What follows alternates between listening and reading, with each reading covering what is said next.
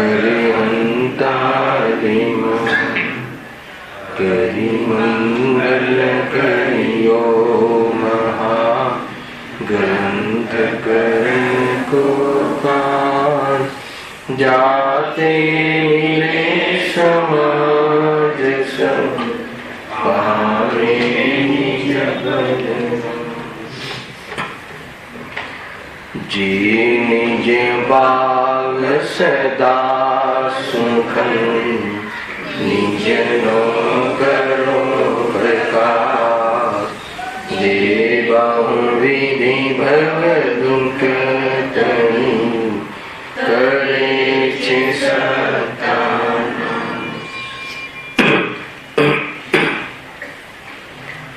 आत्म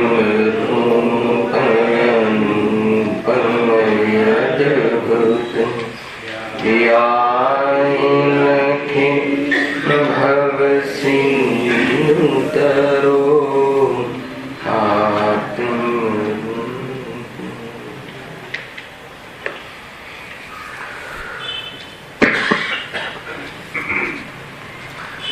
आज श्री मोक्षमार्ग प्रकाशक ग्रंथ से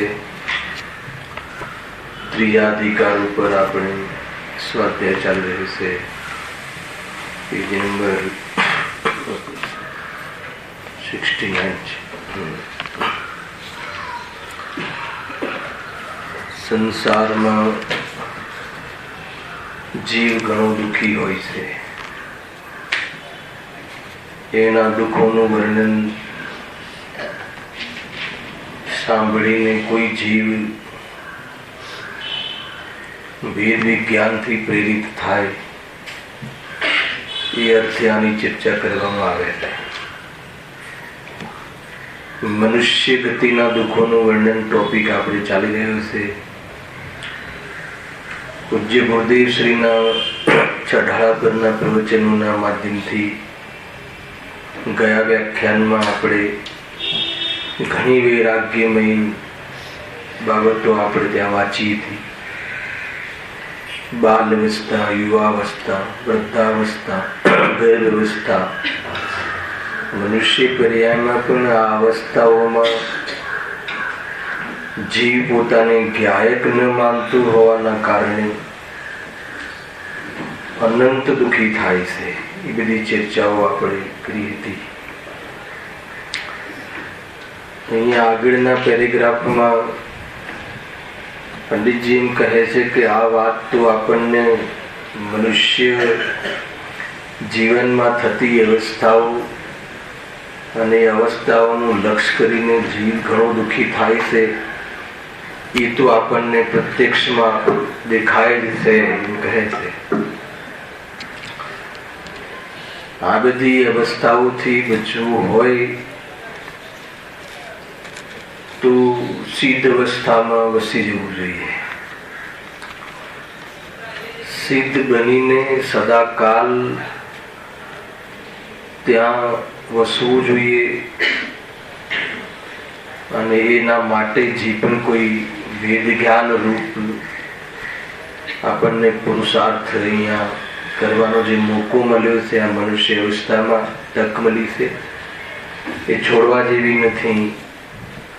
एवी जातिनी घणी प्रेरणा आपने गुरुदेवश्रीना प्रवचनथी मळी हती.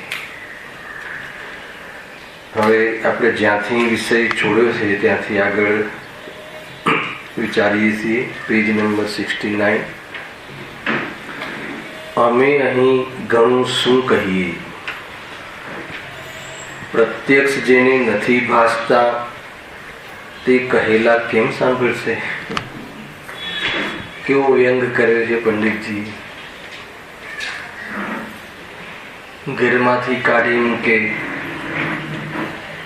जेने आपणो मानीए ए आपणा विरोधमां ऊभो रहे. शरीरमां पण अनेक रोगोनो प्रवेश कालक्रमे थया करे. कोई कोईनो साथ आपे एवी जातिना भरोसा वारंवार तूटे. अहींया पंडितजी कहे छे कि तो प्रत्यक्ष आ जेने दुख छे आ प्रत्यक्ष में आपने ख्याल आवे एवुं छे એ જેને નથી ભાસતા તો અહીંયા અમે ગમે એટલું કહીએ કેમ સાંભળશે? એમ કહે છે અહીંયા. દિવ્ય ધ્વનિ સાંભળીને આવ્યો, ત્યાં ના સાંભળ્યું, ઢોલ નગારાનો અવાજ ન સંભળાયો તો આ મારી પીપુડી શું સાંભળશે? એમ કહે છે ને કે હું કહું બે ચાર વાક્યો તો કોઈ કેમ સાંભળશે? એમ પંડિતજી કહે. એમ કરીને કોઈ આપણું ઉત્સાહ તોડવાની વાત નથી. ખ્યાલ આવ્યો કે નહીં? એમ કહીને આપણને વ્યંગ બી કરીને પણ જોડવા માંગે. વાત જોડવાની છે, તોડવાની નથી. જ્યાંથી તોડવાની વાત છે ત્યાં તો તોડવાની વાત કઈ જ છે. પોતાના સ્વરૂપ સાથે જોડવાની વાત છે, પોતાના માટે જીવવાની વાત છે, પોતાની સાથે રહેવાની વાત છે. એક ક્ષણ માત્ર પણ આ જીવ પોતાની સાથે નથી રહેતો. બસ વાત એટલી છે. પોતાના માટે જીવતો નથી હજુભાઈ, એક ક્ષણ માટે. એટલે અહીંયા કહે છે કે તું બહારના વિકલ્પો, પરદ્રવ્ય તરફના તારા કર્તવ્ય વ્યર્થ છે, નિષ્ફળ છે. એટલે તું એવું લોકમાં તને અનેક વાર શું લણી લીધું એવું અનેક વાર તને કદાચ ખ્યાલમાં પણ આવ્યું હશે, પ્રત્યક્ષમાં તો શાબાશ. એમ અહીંયા કહે છે. જો અમે અહીં ઘણું શું કહીએ, એમને પણ કહેતા કહેતા એમ થયું કે બસ બહુ થઈ ગયું. ખ્યાલ આવે કે નહીં? જોરદાર વાત છે ને. પ્રત્યક્ષ જેને નથી વાંચતા તે કહેલા કેમ સાંભળશે? વળી મનુષ્ય ગતિમાં કોઈ વેળા કિંચિત સાતાનો ઉદય હોય છે, પણ તે આકુરતામય છે. શું કહ્યું? કિંચિત. એક પ્રકારથી ઘણી વાર કહી ચૂક્યો છું કે અખંડ પુણ્ય ક્યાં છે કોઈને? એક રીતે સળંગ અનુકૂળતા રહે બહારમાં, એવી પરિસ્થિતિ અને એવા પુણ્યના ઉદય વર્તમાનમાં ક્યાં છે? આપણે તો એવી પણ સિદ્ધિ કરી આવ્યા છીએ કે એવી જાતિના ઉદયમાં પણ સમ્યક દર્શન વિના તો જીવ ત્યાં દુઃખી જ છે. પરંતુ અહીંયા તો વર્તમાનમાં પંચમ કાલમાં તો કહે છે કે સાતાનો ઉદય કિંચિત હોય છે. તો શું થઈ ગયું? આકુરતા ઘણી હોય છે. એમ કહે છે કે ભૂખ લાગી હોય ને ભોજન મળી જાય અને જીવ સુખી થઈ ગયું હોય તો બતાવો. મકાનની વાંછા કરી હોય અને પર્યાયના ક્રમમાં એવું યોગ પ્રાપ્ત થઈ ગયું હોય અને કોઈ જીવને શાંતિ થઈ ગઈ હોય તો બતાવો. વેપાર આદિમાં કોઈ બી પ્રકારની ઈચ્છા સેવી હોય અને એના અનુસાર બહારમાં સફળતા મળી જાય તો સુખી થઈ ગયો હોય તો બતાવો. આકુળતાથી રહિત કોઈ બી અવસ્થામાં થયા હોય તો બતાવો, અનુકૂળમાં પણ. એમ કહે તો એ આકુળતા તો આત્મદર્શન ન હોવાના કારણે આકુળતા મળતી નથી. આગળ બહુ સુંદર વાત કહે છે. અને તીર્થંકર આદિ પદ મોક્ષ માર્ગ પ્રાપ્ત થયા વિના હોતા નથી. શું કહ્યું? આ કોઈ એમ કહે કે તમે મનુષ્ય પર્યાયને આટલી તિરસ્કાર કેમ કર્યો છો? એમ કહે કે મનુષ્ય આદિ પર્યાયમાં પણ તીર્થંકર આદિ પદ તો મનુષ્ય પર્યાયમાં જ ભલે છે. જે તીર્થંકર આદિ પદને પ્રાપ્ત, ચક્રવર્તી, તીર્થંકર, એ બધા પદ જે છે એ મનુષ્ય જ પ્રાપ્ત કરે છે. દેવગતિનો દેવ થોડી પ્રાપ્ત કરે છે. એમ કોઈને એવું થાય ને કે એમાં તો જોરદાર ઠાઠ હોય છે, બધા ઇન્દ્રો તો એમની સેવા કરે છે. એવા જીવોનું મતલબ કે બચપન બહુ સુખમયથી ગુજરે છે. એ તો આપણે વાંચી બી ગયા કે એની વાત નથી, એ તો સુખી જીવન છે.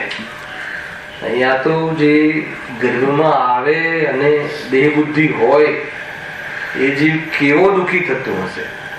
તીર્થંકરનો જીવ તો ત્રણ જ્ઞાનના ધણી અને સમ્યક સહિત જ માતાના પેટમાં આવે છે. તો કોઈને એવું થાય ને કે ભાઈ એ વાજીઓ પણ તો જોવા મળે છે, તો મનુષ્ય ગતિ સંબંધી તમે કેમ આટલી બધી વાત અહીંયા દુઃખની જ વાત કરો છો? તો કે એમાં જે દુઃખી જીવો છે એની વાત છે, મિથ્યાદૃષ્ટિ જીવોની વાત છે. આગળ લખ્યું ને, અને તીર્થંકર આદિ પદ તો જો તને એમ લાગતું હોય કે એ પદ તો અહીંયા મનુષ્ય આદિમાં મળે છે, પણ એ મોક્ષ માર્ગ પ્રાપ્ત થયા વિના હોતા નથી. લોજિક આપી. અને જેને મોક્ષ માર્ગ પ્રાપ્ત થઈ ગયો છે એને આ વાત લાગુ પડતી નથી. જેને સમ્યક દર્શન થઈ ગયું હોય એના માટે આ વાત લાગુ પડતી નથી.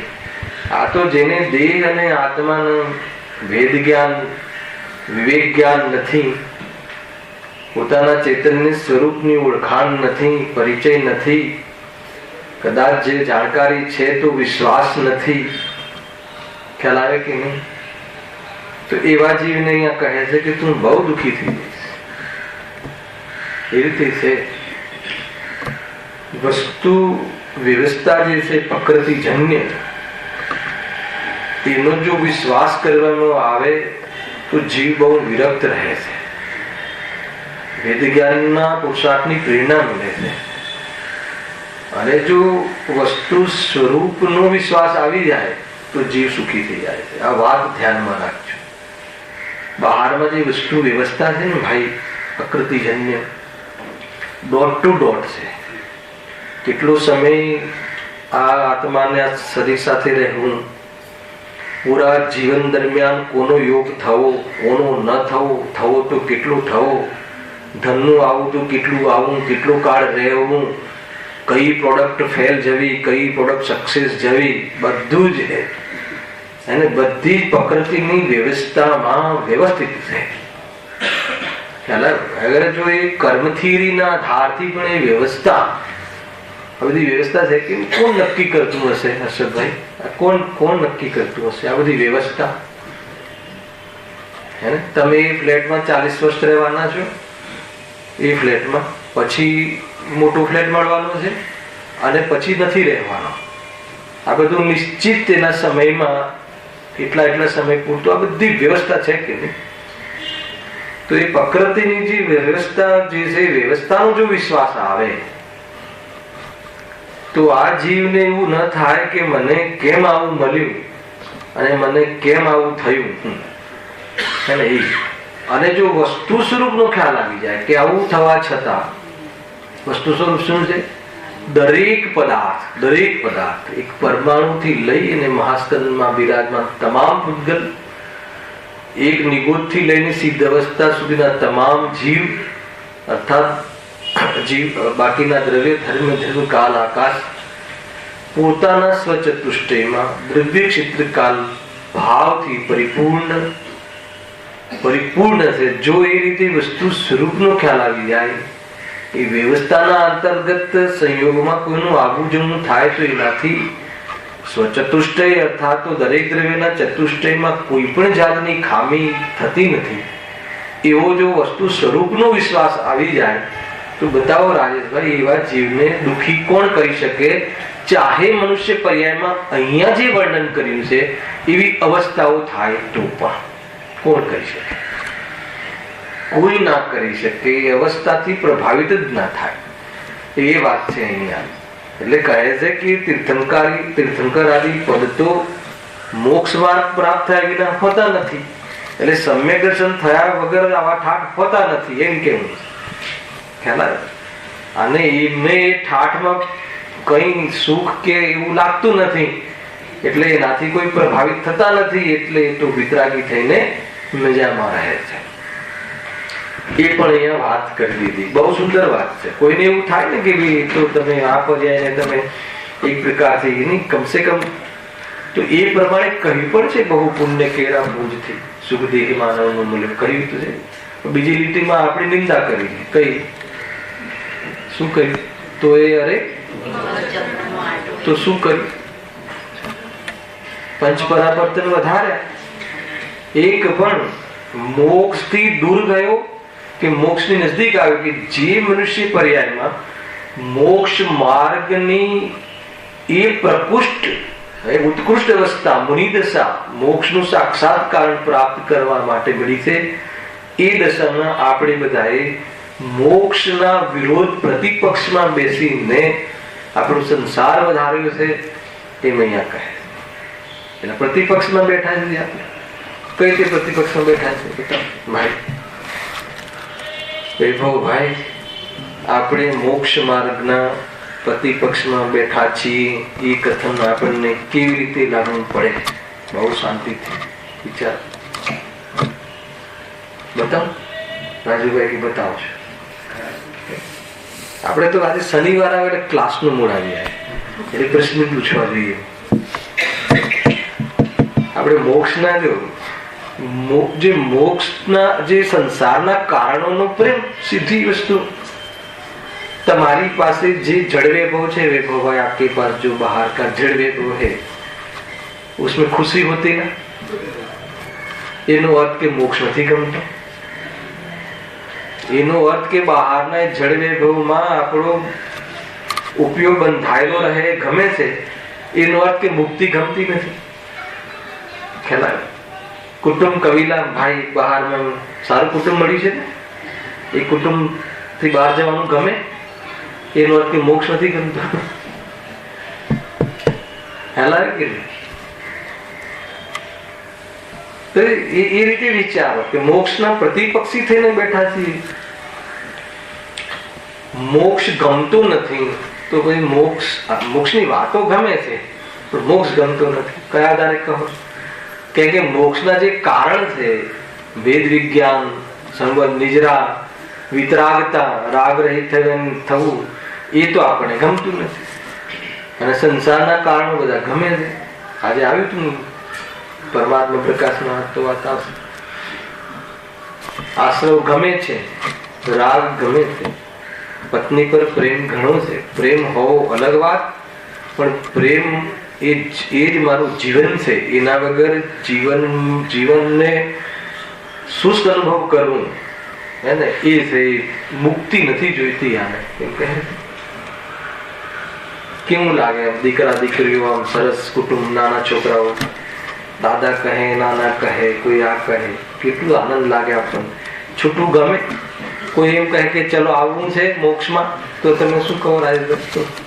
વાર છે, અહીંયા જ અમારે તો મોક્ષ છે, અહીંયા મોક્ષ ના બોલ, અહીંયા જ અમારે તો વૈકુંઠ સ્વર્ગ છે, મજા છે.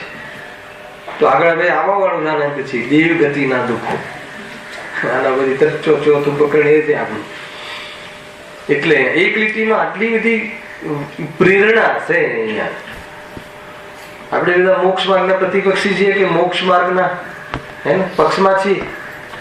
જે દિવસે તમને એમ થાય કે આ કશાય છોડવા લાયક છે, પોસાતું નથી મને, જે દિવસ તમને આ સંસાર વધારવાના કારણોમાં રહેવું ન ગમે, બેનશ્રીના વચનમાં જ્યારે આ ક્યાં લાગે, સંસારમાં જ્યારે ખરેખરો થાક લાગે તો સમજી લેવાનું કે આપણું ભાગ્ય ખુલી ગયું છે.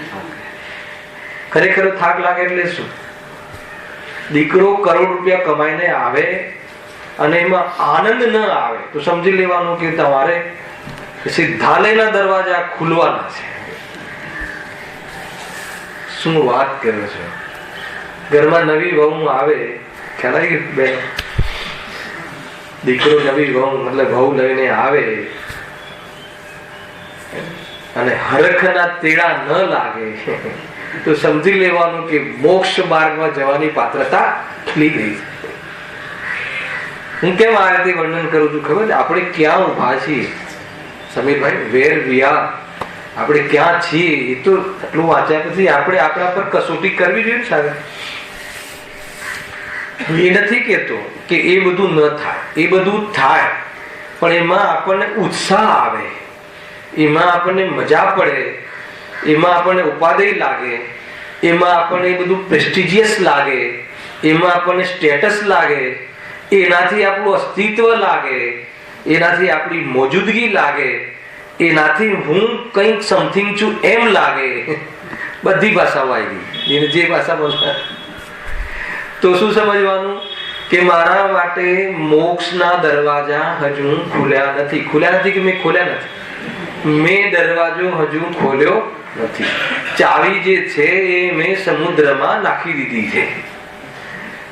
ખ્યાલમાં સમુદ્રમાં નાખી દીધી ચાવી, હવે શોધવાની પણ દરકાર નથી. પોતાને જયારે કસવું હોય ને કસોટી પર, તો આ બધા જે વિઝન છે ને રાજુભાઈ કામમાં આવે. કેમ કે બુદ્ધિ તો એટલી જોરદાર છે કે હમણાં આ બધી વાત જે હું કરું છું આનાથી તમારામાંથી કોઈ વિશેષ કહે, કોઈ બહુ મોટી વાત નથી હર્ષભાઈ, પરંતુ એવું ભાસવું જોઈએ, એ વાત ઉપર વજન જોઈએ ભાઈ, લાગવું જોઈએ. પુણ્યનો ઉદય છે તો ક્યાં જાય? આવવાનો જ છે ને. ખખડધન બહારમાં સમોસરણ આવવાનું જ છે તીર્થંકરને. નથી જોઈતું તોય આવવાનું છે. ખ્યાલ આવે કે નહીં? હવે એવી જાતિની પુણ્ય પ્રકૃતિનું બંધ કરે છે, પણ એમને રહેતા આવડે છે, એમને જીવતા આવડે છે, પોતાનામાં મજા કરતા આવડે છે. રંચ માત્ર પણ લાખો મતલબ 100 ઇન્દ્રો એમને નમસ્કાર કરે, વંદન કરે, ઇન્દ્રાણી સાથિયા પૂરે, બધું કરે, પણ કોઈ પરિણતિથી પ્રભાવિત થાય છે? કેમ નથી થતા? કેમ કે એ પૂદગલનું પરિણમન છે, ચેતનનું પરિણમન નથી. મારી સાથે કોઈ પણ લેવા દેવા નથી, રંચ માત્ર. અહીંયા તો કોઈ 2-4 વ્યક્તિ, આમ કોઈ સમાજનો મોટો વ્યક્તિ આવો કહે તો ખીલી જાય, અને ન બોલાવે તો પરેશાન થઈ જાય. એટલે આ છે મોક્ષ માર્ગમાં જવું હોય ત્યારે. એટલે અહીંયા કહ્યું ને, અને તીર્થંકરાદી પદ મોક્ષ માર્ગ પ્રાપ્ત થયા વિના હોતા નથી. એ જે પદ તું તને તીર્થંકર નામ કહેતા મોઢામાં પાણી છૂટે છે ને, તો ચક્રવર્તી સલાકા પુરુષો જેટલા બી પદ મળ્યા ને સમ્યક દર્શન વગર નથી મળતા. ચક્રવર્તી પદ પણ સમ્યક દ્રષ્ટિ, સમ્યક દર્શન સહિતના પુણ્યમાં એ 63 સલાકા પુરુષ જે કહ્યા એ પદનું બંધ થાય છે. સમ્યક દર્શન સહિત જે પુણ્ય ભાવ હોય, હા એ છે. કોઈ ચક્રવર્તીને સમ્યક દર્શન વમી જાય ને એ બધું થાય છે, શુભોમ ચક્રવર્તી આ દેવા જુદી, પણ તીર્થંકર આદિમાં તો એ તીર્થંકરમાં તો પ્રશ્ન જ નથી આવતો. ક્ષાયિક સંકેતી હોય છે, અને બસ એ હવે ભાવનો ભાવ કરીને જમશે એવી વાત છે. ખરેખર આ મને સવારે મંદિરમાં વિકલ્પ આવ્યા, અહીંયા આગળ કહ્યું મેં, ખરેખર આ જે અવસ્થાઓ આપણી થાય છે એનાથી બચવું હોય હે ને, તો એવી જગ્યાએ પ્રોટેક્શન તો ખાલી સિદ્ધાલયમાં છે. સિદ્ધ બનીને પાછો, અને સિદ્ધ બનવા માટે સમ્યક દર્શન એ પુરુષાર્થ છે. એવો પુરુષાર્થ જલ્દીથી જલ્દી ઉપાય કરવો જોઈએ. એને નહીં તો આ બસ કેવી જાતિના આ જતા રહ્યા, એને આ મતલબ કે યુવાનીમાં પતિ જતો રહ્યો, અને આ થયું ને તે થયું, અરે રે, આખા સમાજની દયાને પાત્ર બનવું ના હોય તો જલ્દી આત્મદર્શન કરે. ખ્યાલ શું કરીએ આપણે બધા? અરે રે બિચારી શું કરશે, 2 છોકરા છે, આમ છે, આખા સમાજને સમાજ ભેગું કરે ને ધન આપે. અરે એટલી પરાધીનતા, એટલી કોઈની દયામાં જીવવું સારું લાગે? તો એના માટે એક જ વાત છે કે આ સમ્યક દર્શન, આત્મદર્શન કરી બને છે ને. અનિલભાઈ ઘટનાઓ, કેવી ઘટનાઓ ઘટી બને? સાચું કહો ને, પહેલો વિચાર તમને શું આવે? તમે સાંભળ્યું કે 40 વર્ષે આ ભાઈ જતો રહે, શું બિચારી શું કરશે? બિચારી લાગી ને, અને આપણે બિચારા છે એવું લાગે છે? આત્મદર્શન વગર આપણે બિચારા છે એવું લાગે છે? પોતાના પર દયા આવી છે કોઈ દિવસ? નવું થોડી છે આવું. આપણી સાથે અનંત વાત છે. આપણને અત્યારે બીજાના ઘરે દેખાય ને, આને આમ થયું તેને તેમ થયું, એ બધું ચંદ્રકાંતભાઈ આપણી સાથે અનંત વાત થયું છે. 1-2 વાર નહીં, ભૂલી ગયા છીએ એમ. તો કહે છે કે આવી અવસ્થાઓથી પ્રભુ બચવું હોય તો શું કરવું? તો કે આત્મદર્શન. જો આગળ લખ્યું છે, જો આગળના પેરેગ્રાફ વાંચો. એ પ્રમાણે મનુષ્ય પર્યાયમાં દુઃખ જ છે. એ પ્રમાણે તો દુઃખ જ છે. કયા પ્રમાણે? આ બધી અવસ્થાઓ અને પોતાને ન ઓળખે તો દુઃખ જ છે. પણ જો પણ કહીને શું કહ્યું? પણ હવે આપણી પોઝિટિવ વાત, એ મનુષ્ય પર્યાયમાં કોઈ પોતાનું ભલું થવાનો પ્રયત્ન કરે તો તે થઈ શકે છે. એવી પર્યાયોમાં પણ, એવી પોઝિશનમાં પણ કોઈ મનુષ્ય સુખી થવા માગે, સુખી થવા ચાહે, મારી વાત સાંભળજો કે હું હિંમત નથી બોલતો, સુખી થવા ચાહે તો સુખી થઈ શકે છે. સુખી થવા ચાહે તો એ પોઝિશનમાં પણ થઈ શકે છે. કર્મ નડતા નથી, સમાજ નડતો નથી, કુટુંબ નડતું નથી, રાગ પણ નડતો નથી. શું વાત કરો? હા, રાગ થી ભેદ જ્ઞાન કરે એને રાગ પણ નડતો નથી. રાગ થી ભેદ જ્ઞાન કરે એની પૂર્તિનો ભાવ એ અવિવેક છે એવું જાણે તો એ 100% એ પૂર્તિના કાળમાં પણ દુઃખી થતો નથી. બહુ જોરદાર છે આ દ્રષ્ટિ પ્રધાન જે દ્રષ્ટિના લેવલમાં જે સુખની વાત છે ને એ આ પ્રમાણે છે. પરિણામોની જે સુખ છે તો રાગનો કણ પણ એને હોય ત્યાં સુધી દુઃખ રહે છે, પણ જે દ્રષ્ટિગત જે સુખ છે એ આ રીતનું છે. સૌથી પ્રથમ ચરણનું સુખ. હવે બહુ જોરદાર એક ઉદાહરણ આપે છે. અંતિમ વાત છે આ પ્રકરણની. શેરડીનું જે સાઠો આવે ને, શું કહે શેરડીનું સાઠો, એનું અહીંયા ઉદાહરણ આપ્યું છે. ને કયું સાઠું? જે પોલો હોય ને, પોલો એકદમ પોલો થઈ ગયો અંદર, અને અહીંયા લખ્યું છે કાળો. જેમ કાણા સાઠાની જળ, કાણા સાઠા એટલે પોલો સાઠો. ઘણી એવી શેરડી હોય કે એકદમ પોલી હોય, કંઈ ખાસ ના હોય, તો એ શેરડીનો અહીંયા વાત કરે છે. કાળા સાઠાની જળ વા સાઠા ઉપરનો ફીકો ભાગ તો ચૂસવા યોગ્ય જ નથી. એને જો જળ જે હોય ને, જળ તો મૂળ શેરડીનું જે મૂળ હોય તો બધી જ શેરડીનો કસ વગરનું હોય છે, રસ વગરનું. કોઈ વાર ચાખજો તમે, એમાં રસ નથી હોતો જે મૂળમાં તો. પણ હવે જે આગળ કહ્યું ને સાઠાની જળ એટલે મૂળ, મૂળમાં તો એ કસ વગરનો જો ચૂસવા યોગ્ય નથી હોતો. પછી આગળ શું કહે છે? સાઠા ઉપરનો ફીકો ભાગ. એનો જે ઉપરનો જે ફીકો એટલે એ જે કહ્યું ને પોલો ભાગ થઈ ગયો, ફીકો થઈ ગયો હોય, એ ભાગને ચૂસીએ. આ તો અનુભવમાં હશે બધાને. ફીકો ભાગ એ પણ ચૂસવા યોગ્ય નથી, એમાં પણ રસ નથી. હવે આગળ, અને વચ્ચેની જે કાણી ગાંઠો હોવાથી એ પણ પોલી થઈ ગઈ હોય છે, હોવાથી તે પણ ચૂસી શકાતી નથી. આ કોની ચર્ચા કરી ખબર છે? મનુષ્ય પર્યાય. આગળ આ ઉદાહરણ મનુષ્ય પર્યાય, એવી મનુષ્ય પર્યાય છે તો પણ પેલી લીટી છે ને એમને પ્રૂવ કરશે. કઈ? મનુષ્ય પર્યાયમાં આવી, મનુષ્ય પર્યાયમાં આવી, આ ટાઈપની મનુષ્ય પર્યાયમાં પણ કોઈ ભલું ચાહે, મોક્ષ માર્ગનો પ્રારંભ કરવા ચાહે તો કરી શકે છે. એટલે કોઈ પણ બહાનું નહીં, અમારે તો આવું છે ને, અમારે તો તેવું છે ને. તો એને જ્ઞાનીઓ કહે છે કે સાતમી નરક જેવું છે નથી, તો કે સાતમી નરકમાં પણ જીવ સમ્યક દર્શન કરી શકે છે. બોલ હવે કોઈ એમ કહે ને અમારે તો આવું છે ને, અમારે તો તેવું છે ને, અમારે તો સંયોગોનું શું કહે, એવા સાસુ મળ્યા છે ને, એવા સસરા મળ્યા ને, પતિના પણ એવા ઠેકાણા નહીં ને. તો તારે કરવાનું કેટલું છે? નહીં, પતિ મારો નથી. શું વાત કર? આત્માને પતિ હોતો નથી. હું ચેતન છું. એક જ સાઈડ ને બીજી સાઈડ પર એ પણ આત્મા છે, એ પણ ચૈતન્ય દેવ છે, એ પણ પ્રભુ છે. પર્યાયની પામરતા તો એક સમયની ભૂલ છે, એ વાસ્તવમાં ભગવાનનું સ્વરૂપ નથી. આવું જોઈએ તો આવો પતિ મળ્યો એવી આકુલતા નહીં રહે. શું વાત કરી? બહુ સુંદર. બાકી તો જીવના કરમ ફૂટી ગયા. આખું જીવન હે ને, માંડ દીકરામાંથી પતિમાંથી છૂટે એટલે દીકરાઓ પાછળ આ ને તે ને બસ એક જ વાત. આવું બનવું જોઈએ, તેવું બનવું જોઈએ, દીકરાને આ બનવું જોઈએ. એવી પણ માતા હોય છે કે ભાઈ પાઠશાળામાં જા, આપણે મોક્ષમાં હતા બહુ જોર, ત્યારે બહુ પોઝિટિવનેસ પણ બહુ. દીકરાઓને આપણે ત્યાં તો નમકાર મંત્ર બોલ બેટા, આ કર, કોણ છે તું, હું જાય છું એમ બોલ, બચપનથી શીખવાડી. એવા સંસ્કારો પણ માતા જ આપે છે.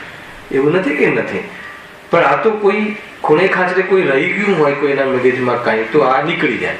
એટલા માટે આપણે એની નિરૂપણ કરીએ છીએ. આ શેરડીનું વર્ણન કર્યું સાઠામાં. હવે જુઓ, છતાં હવે જો આવા શેરડીમાં છતાં કોઈ એવું હોય ને, કોણ? સ્વાદનો લોલુપી, તેને બગાડો તો ભલે બગાડો તો પણ ના છોડે, એમ કહે છે. પોતરું આમ બધું ચૂસાઈ ગયું તો પણ એ ચૂસે એ રીતે એમ કહે છે. પણ આ તો એવી શેરડીનો છે, એવી શેરડીને શું કરે? બગાડી નાખે.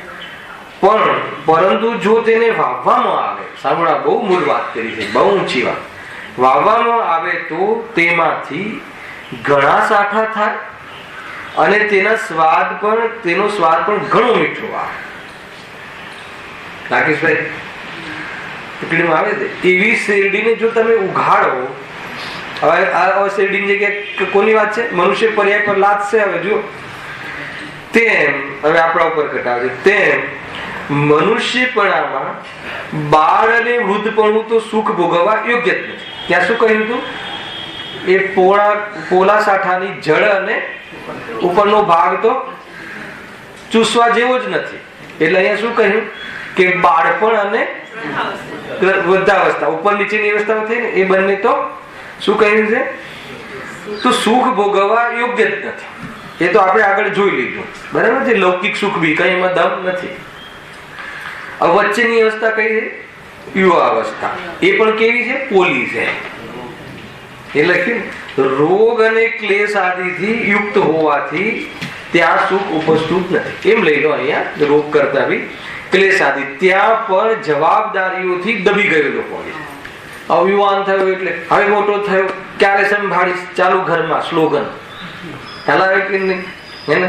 હવે મતલબ કે ક્યારે ખવેથી ખવા મિલાવીશ અને ક્યારે તું કામ કરીશ. હવે બધું હવે એને આ ટાઈપની જવાબદારી, જિમ્મેદારી, બહુ રમ્યો, બહુ રમવાનું બહુ થઈ ગયું, હવે ક્યારે કરીશ? હવે તારા પપ્પાને રિટાયર કરવા છે કે નહીં? હવે તારે ભાર વહન કરવાનો વારો આવ્યો. હવે ધોસરું જોત કે બળદની જેમ ભાર વહન કરે છે. ગાથા છે આખી ચંદ્રકાંત આચાર્ય કહેલી સમીસારની, હે ને? અને પછી એને આદત પડી ગઈ છે એટલે તરત જ પેલું આમ તૈયાર કરીને ખેડૂત એટલે બળદ શું કરે? ધાડ દઈને. કોની વાત છે આ? આપણી વાત છે, ગૌરવની વાત છે, ગરિમાની વાત છે. કલંક છે. તરત જ હાજી હું છું ને, હું બધું ફોડી લઈશ, હું બધું કરી લઈશ. તમે તારે શાંતિથી મંદિર જાઓ, પ્રવચનો સાંભળ્યો અને મોક્ષે જાઓ, આ બધું હું સંભાળી લઈશ. કે નહીં? એ રીતનું ચાલે છે. સાંજના ક્લાસમાં આપણે ચલી ગઈ છે કે ભાઈ એનું નસીબ, એનું પુણ્ય એની પાસે. એમ નહીં સમજતા કે પત્ની મંદિરમાં જાય છે તો એના નસીબે બધું આપણે ચાલે છે, એવું બધું નહીં સમજતા. એ તો આપણે સાંજે લઈએ છીએ આ બધી બાબતો. શું ચાલે છે, કઈ દુકાનો ચાલે છે, ક્યાં ચાલે છે, એમ કહે છે. જો શું કહે છે? જો વચ્ચેની અવસ્થા તે પણ રોગ ક્લેશાદિથી યુક્ત હોવાથી ત્યાં પણ સુખ ઉપજતું. એ પણ મતલબ કે ઝંઝટોમાં જાય છે, હે ને? યુવાની પણ બધી આ રીતે ભાર વહનમાં ને આ ને જવાબદારીઓમાં. રાજેશભાઈ આપણને જોઈ લીધું એ પણ. અને મને એમ થાય ચંદ્રકાંતભાઈ કે જેવી જે ઉંમરમાં પહોંચ્યા હોય, અમે 50માં, તમે 65માં, જે ઉંમરમાં પહોંચ્યા હોય એ ઉંમરમાં અત્યાર સુધી આપણે શું કરી લીધું? એક ક્ષેત્રમાં પણ શું કરી લીધું? હર પળ આપણને ખ્યાલ આવે છે કે આપણા હાથની વાત નથી. હર સમય ખ્યાલ આવે છે કે આમાં આપણું ઉપજતું જ નથી. હર સમય તો પણ આપણે ડાયરેક્શન આપીએ છીએ. હવે ત્યાં નથી જતા તો ડાયરેક્શન આપીએ છીએ. બોલો કઈ કેવું? હા, એ જ છે ને. આપણને દુઃખ નથી ભાસતું. એ બહુ મોટી પીડા છે જ્ઞાનીઓને કે અરે તને આટલું દુઃખી થાય છે તો પણ, હે ને? તું પણ તને હવે ખ્યાલ નથી આવતો. તું આપણે કોઈ છોકરાને આપીએ ને, કરે તું દુઃખી થાય છે, તું પરેશાન થાય છે તો હવે તો આ છોડ. આપણે કહીએ ને ઘરે, માનો કે એને કોઈ ખાવા પીવાની એવી આદત હોય કે જેનાથી અથવા કોઈ ઘરમાં એવો વ્યક્તિ હોય કે જેને ડાયાબિટીસ હોય અને થોડીક સાકર ખાય તો પરેશાન થઈ જાય, તો આપણે એને શું કહીએ? તમને પ્રત્યક્ષ ખબર છે આ રીતે બરાબર એકદમ, હે ને? પ્રત્યક્ષ ખબર છે કે આ ખાવાથી એને ડોક્ટરોએ કહ્યું છે તો હવે તો છોડો. કોની વાત છે? ખ્યાલ? આ રાગ છે ને મીઠો લાગે છે, સાકર મીઠી છે, રાગ મીઠો છે, પણ કહે છે કે તારું જે મિથ્યાત્વનું ઝેર છે ને એના કારણે તું બરબાદ થઈ જશે. હવે તું છોડ. એ રીતે છે ભાઈ. આપણે તમને ખ્યાલ નહીં ગયા એમ તો ગામડામાં રહેલા ને ભાઈ એટલે ઘણી બધી ચીજો ખબર. પેલો સાપ કરે ને સાપ, તો પછી એનું ઝેર ઉતારે ચૂસીને, પછી આને ઝેર ઉતર્યું છે કે નથી ઉતર્યું એ ચેક કરવા માટે શું કરે, એને લીમડો ખવડાવે. અને લીમડો જ્યાં સુધી એને મીઠો લાગે ત્યાં સુધી સમજવાનું કે ઝેર ઉતર્યું નથી. પછી એને જયારે કડવો લાગે તો કે ઝેર ઉતરી ગયું. ના ખ્યાલ આવે? શું ખ્યાલ આવે? એ રીતે રાગ જ્યાં સુધી મીઠો લાગે ત્યાં સુધી એમ સમજવાનું કે મિથ્યાત્વનું ઝેર ઉતર્યું નથી. અચ્છા, ઝેર ના ઉતરે તો શું થાય? એ વ્યક્તિને ઝેર ના ઉતરે તો શું થાય? શું થાય? મરણ ને પ્રાપ્ત થાય. ઝેર ના ઉતરે તો આ ક્યાં મરણ? હર સમય મરે છે ને. ભાવ મરણ હર સમય દુઃખી થાય છે ને, હર સમય કંકાસ કરે છે ને. મારું મારું મારું, તારું મારું, આ તે આમ ઈષ્ટ અનિષ્ટ. એક સમય બી સખણું બેસતું નથી. આપણે ત્યાં એક શ્લોક ચાલે છે મલાળમાં, આત્મ આરામમ. એને આત્માને ક્યાં આરામ મળે? આત્મામાં આરામ મળે, બીજે ક્યાંય ના મળે. આત્મામાં આરામ મળે એનો શું? હે ને, પોતાને પરિપૂર્ણ અને પૃથક જાણે તો આરામ મળે ના મળે. વિકલ્પથી જીવ દુઃખી છે ભાઈ. રાજેશભાઈ, હું તમને એમ કહું કે તમે અઠવાડિયું રેસ્ટ કરો અને તમારો જે બી કારોબાર છે એ હું સંભાળી લઈશ. મારો કલેક્શન બી હું કરી આવીશ. તમારે 50 લાખનું કલેક્શન આવતું હોય તો હું 60 લાખનું લઈ આપીશ. નહીં આવે તો ચેક આપી દઈશ. તો તમે ઘરે બેસીને તમે શાંતિથી બેસી શકો? બહુ કઠિન છે શાંતિથી બેસવું. એકવાર આરામથી બેસીને બતાવજો. હે ક્યાં કરે? સોનગઢ આરામ કરવા ગયા હતા. સોનગઢ આરામ કરવા જ જવાનું છે. આરામ કરવા જવાનું એટલે શું? વિકલ્પથી નિવૃત્ત થવાનું છે. આરામનો અર્થ એ રીતે છે. બહુ જરૂરી છે. અને વિકલ્પ ક્યારે છૂટે? જયારે વસ્તુ સ્વરૂપનો ખ્યાલ આવે કે ભાઈ એ મારી ચીજ નથી, તો હું હવે એને રાખું કે આ કરું કે એને કઈ બી કરું શાના માટે? વિકલ્પથી નિવૃત્ત. કોઈ કહે આવું થઈ શકે કે આ લાઈન મળે છે, આ લાઈન છે મુનિરાજોની લાઈન છે, આ એ લાઈનમાં જાય છે આ વાત, અને મસ્તીથી રહે છે. 10 દિશાઓમાં ખુલ્લે પરાવલંબન જીવન નહીં, સ્વાવલંબન જીવન. કોઈનાથી બંધાયેલા નહીં, કોઈ ટેક્સ નહીં, કોઈ વેટ નહીં, કોઈ ઇન્કમ ટેક્સ નહીં, કોઈ મગજમારી નહીં. બોલો, આનંદ જ આનંદ છે. અને પછી ભવનો અભાવ, ભવ સંતતિ કી અંતિમ ક્ષણ. ये सुर तरुओं के फल साक्षी, ये भव संतति की अंतिम क्षण. आज मेरे मंडप में आओ, आज है मुक्ति का उद्घाटन. केवी कल्पना करी? सिद्ध पूजन બહુ સુંદર સુંદર વસ્તુ છે. આપણી માટે માર્ગ છે ભાઈ, માર્ગ છે. હે ને, આ માર્ગમાં જે ન ચાલે તો પતી ગયું. મનુષ્ય ગતિની અંતિમ વાતો છે ને. હા, છતાં કોઈ વિષયનો જો એક તો કેવી બતાવી પર્યાય, તુચ્છ બતાવી. બચપન અને ગળપણ એ બંનેમાં તો કોઈ સુખ ભોગવવા યોગ્ય નથી. અને ઘણી સંપત્તિ હોય એ પણ ઉભો જ ના થઈ શકે. હે ને, આજુબાજુ ઘણી બધી વસ્તુઓ હોય પણ ભોગવવાનું સામર્થ્ય જ ના હોય. લૌકિક દ્રષ્ટિ એવી. હે ને, અને બાળકની પણ એ પ્રકારની ક્ષમતા નથી હોતી. અને યુવાનીમાં એક ક્ષમતા હોય છે તો બીજી ભાર વહન કરી અને જીવન પૂરું થઈ જાય છે. હે ને, અત્યારે કમાઈ લઈશ પછી વાપરીશ. વાપરવાની ક્ષમતા હોય છે ત્યારે કમાતો હોય છે, અને જયારે કમાઈ લે છે એટલે વાપરવાની ક્ષમતા નથી હોતી. એને જયારે દાંત હોય છે ત્યારે ચણા નથી હોતા, અને જયારે ચણા હોય છે ત્યારે દાંત નથી હોતા. આ પણ એક સંસારની ગાથા છે. આ ગાથાઓ એવું સ્વરૂપ છે. તો કહે છે કે એવી તો આ બધી બહારની પરિસ્થિતિઓ છે. હવે શું કહેજો? હવે આ પર્યાયને, આ ટાઈપની પોઝિશનને જેટલો સાઠો એવો હોય છે ને એ રીતે આ પર્યાય, છતાં કોઈ વિશેષ સુખનો લોલુપી તેને બગાડે તો ભલે બગાડે. કોઈ વિશેષ સુખનો લોલુપી હોય તો બી એ આમાં બધું સમય પસાર કરે. પરંતુ જો તેને ધર્મ સાધનમાં લગાવે, કોઈ બુદ્ધિશાળી જીવ હોય, કોઈ ભવ્ય જીવ હોય, તો ધર્મ સાધનમાં લગાવે.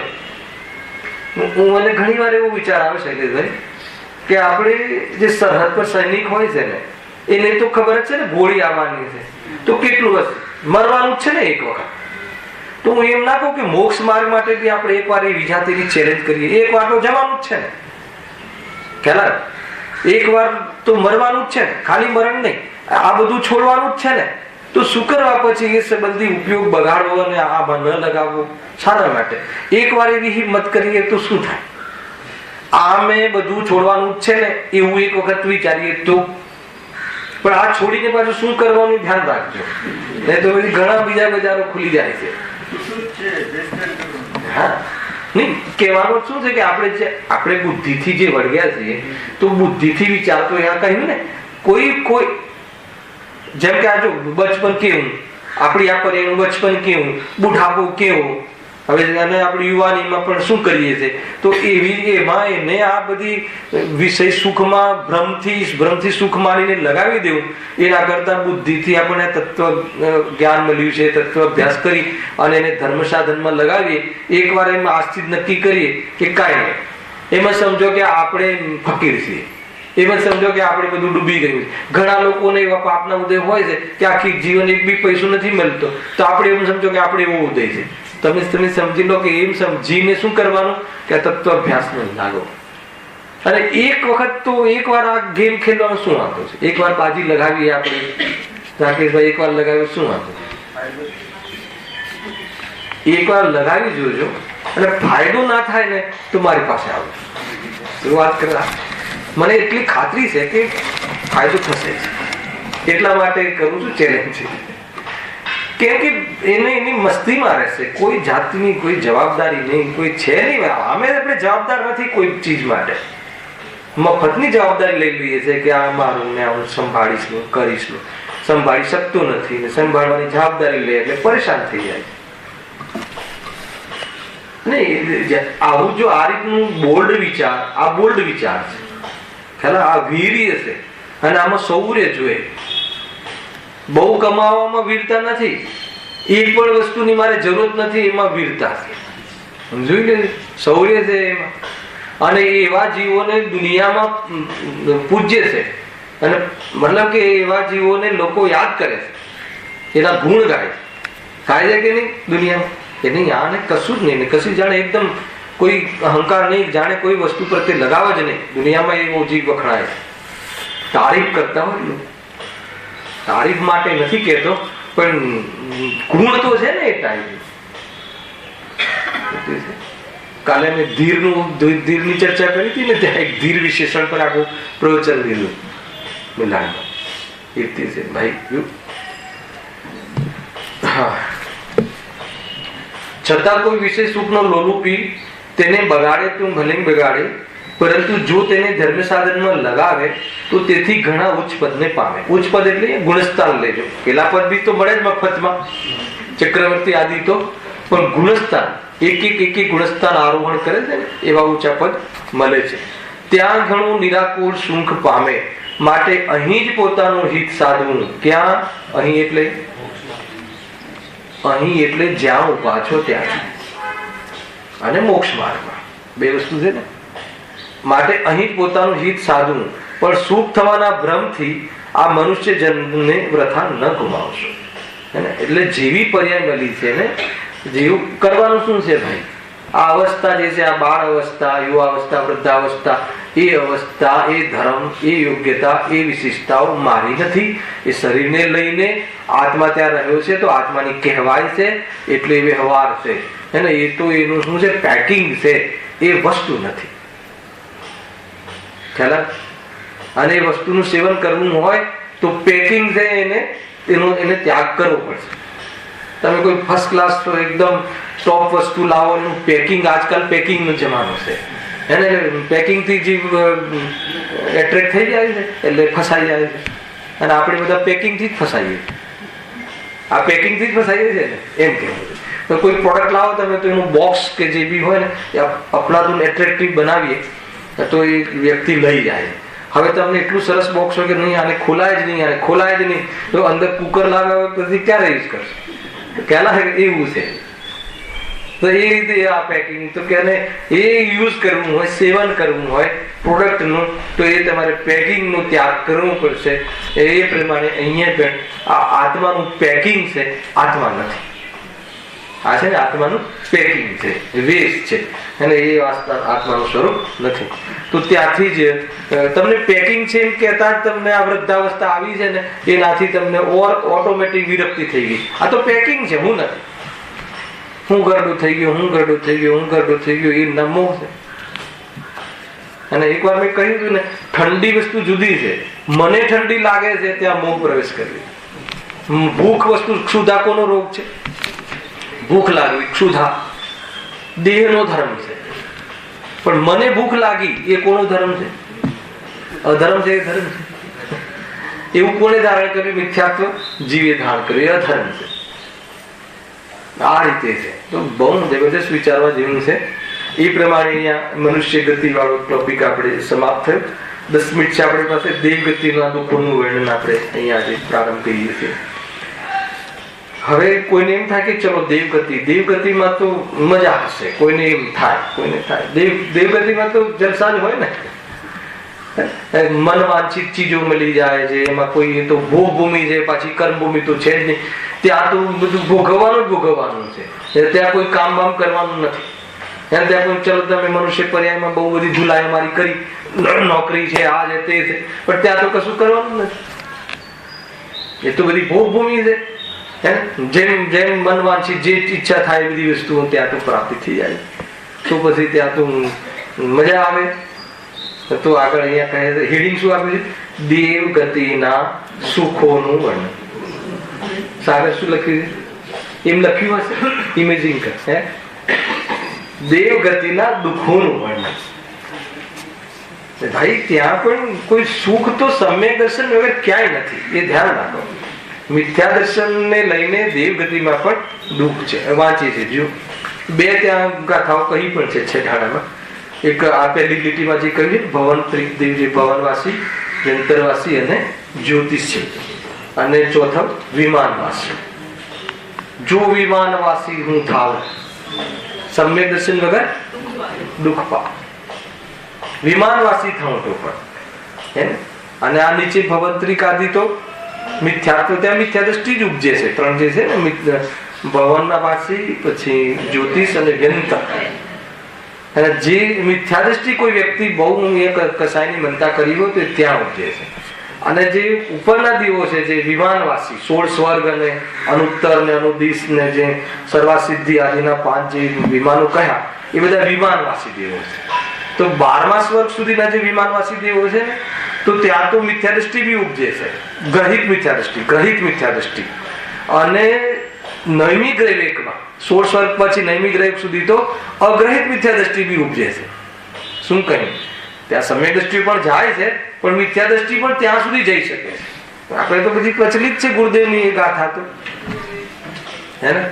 મુનિ દશા અનંતવાર ધારીને નવમી ગ્રહવેકમાં ઉપજો, ત્યાં સુધી મિથ્યા દ્રષ્ટિનું જમું થાય છે. એના પછી બધા સમ્યક દ્રષ્ટિ જીવનું થાય છે. એ સમજવું. હે, વિમાનવાસી દેવ પણ મિથ્યા દ્રષ્ટિ હોઈ શકે એમ કેવું છે મારે. અને મિથ્યા દ્રષ્ટિ હોઈ શકે એટલે શું? દુઃખી હોઈ શકે.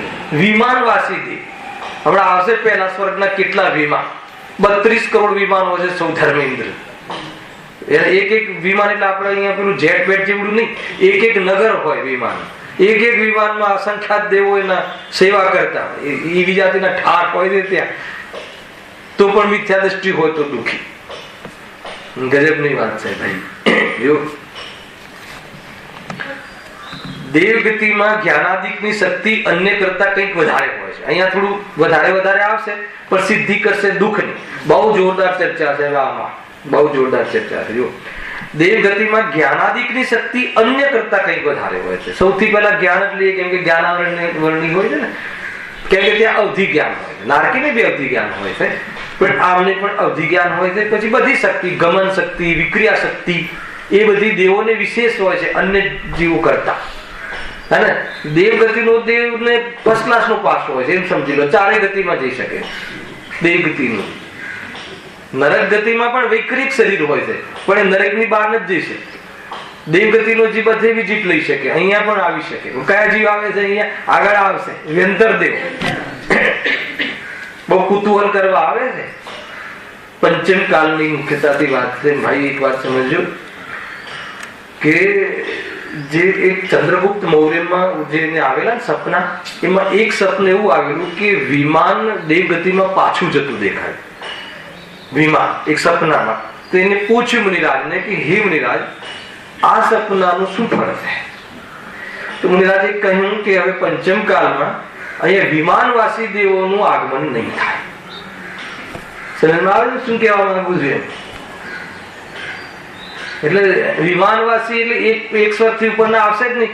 અને સમ્યક દ્રષ્ટિ જીવો જે હોય છે એ વ્યંતર ભવન આદિમાં નથી જન્મતા. એટલે અહીંયાથી જે પણ સમ્યક દ્રષ્ટિ જીવો ગયા હોય, ગુરુદેવ શ્રી, શ્રીમદ રાજચંદ્ર, પંડિત ટોડરમલજી, એ ક્યાં ગયા હશે? વિમાનવાસી.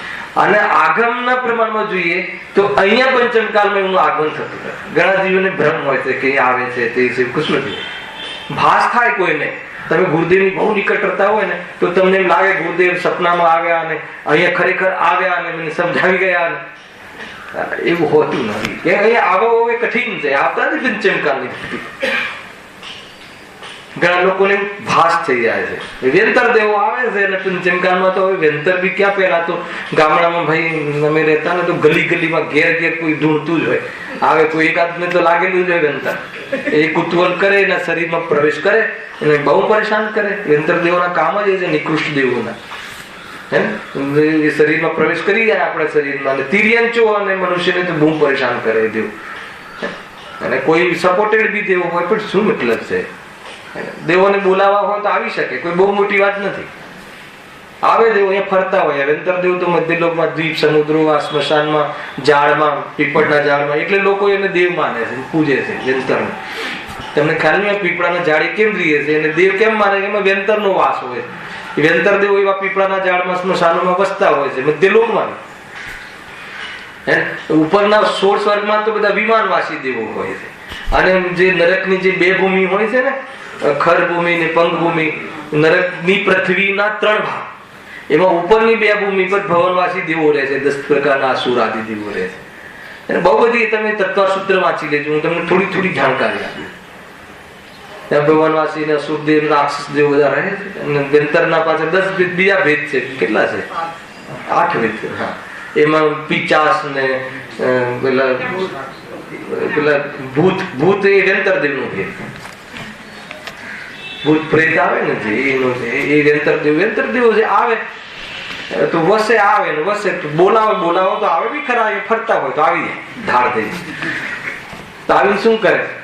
જો એક ધ્યાન રાખજો, તમારો પુણ્યનો ઉદય હોય તો એ બહારમાં સહાયમાં નિમિત્ત બને, અને પાપનો ઉદય હોય તો માર ખવડાવવા નિમિત્ત બને. બને છે ને, કોઈનામાં ઘૂસી જાય અને પછી પરેશાન, પછી ક્યાંથી આવ્યો, શું આવ્યો, તો માર કોને પડે? એને તો વૈકૃત શરીર હોય છે. પેલા ભૂવા પાસે જાય ને ધૂણાવે ને આ કરે ને ફટકારે ને, તો એ ફટકાર કોને પડે? વ્યવહારથી પાછો ફટકાર તો દેવને તો કોઈ જે અંદરમાં વ્યંતર દેવ હોય તો વૈકૃત શરીર હોય છે, તો કશું નથી થતું. તો એ રીતે પણ મનુષ્યાદીને વિતાડે છે.